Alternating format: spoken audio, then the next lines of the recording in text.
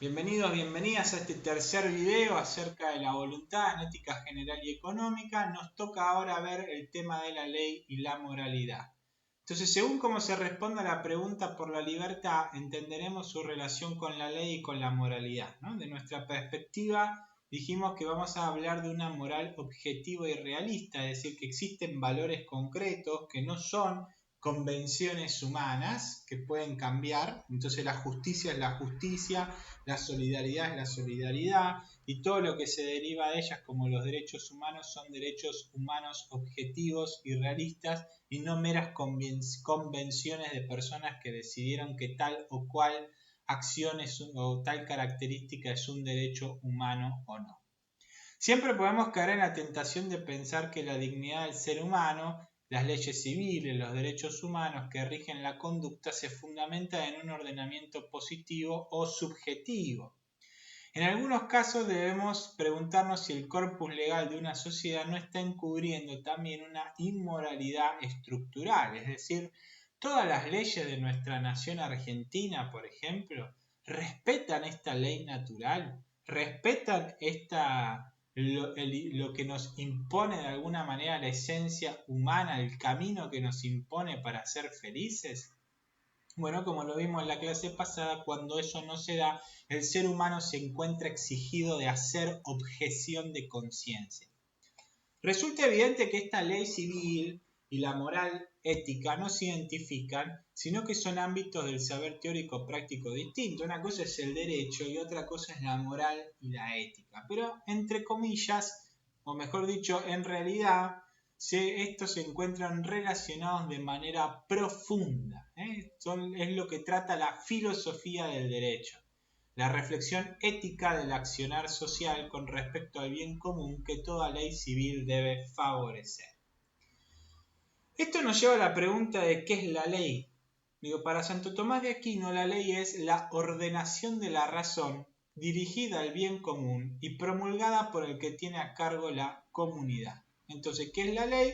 Es una promulgación de alguien que tiene a cargo la comunidad, un rey, un presidente, un primer ministro, un parlamento, lo que fuera, que utiliza la razón para dirigir al ser humano al bien común. Eso es una ley, es una ordenación de la razón al bien común dictada o promulgada por quien tiene autoridad o un cargo de autoridad en la comunidad. Esta definición tomista nos permite subrayar dos elementos fundamentales de toda ley civil. Toda ley civil, según el pensamiento que estamos dando en esta cátedra de ética cristiana, debe ser racional y orientada al bien común. ¿Qué significa esto básicamente? Que la ley civil implica racionalidad por su orientación objetiva con respecto al orden moral. Significa que si una ley no respeta el orden moral objetivo, esta en realidad no es propiamente una ley, porque una ley es solo aquella que respeta el orden moral objetivo. Entonces, si sale algún momento una ley por el Congreso argentino que no respeta, no sé, el derecho a la educación, entonces en realidad no es una ley porque no se cumple la racionalidad, que es uno de los elementos constitutivos de una ley. Estará dictaminada, pero en definición no es una ley, ¿no? Una ley es solo si es racional y solo si ésta sigue lo que la razón le permite conocer al ser humano acerca del orden moral objetivo que precede a toda legislación.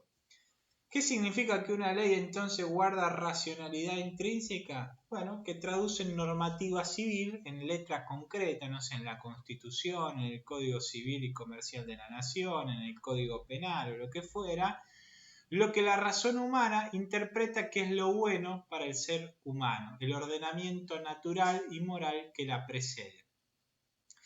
Profundicemos lo anterior, ¿no? Para Santo Tomás de Aquino, por ejemplo, la bondad y la maldad moral se enraizan en la llamada ley natural, en el cumplimiento o en el incumplimiento de esta ley natural. La ley civil debería traducir en coordenadas históricas geográficas concretas la ley natural que el ser humano conoce, no por teología, no por una cuestión de fe, sino por el uso de la mera razón, porque la ley natural es accesible a todo el mundo y ésta se conoce en su conciencia. Esta ley natural establece lo que es bueno para el ser humano y por contraposición descarta lo que no lo orienta a su plena felicidad.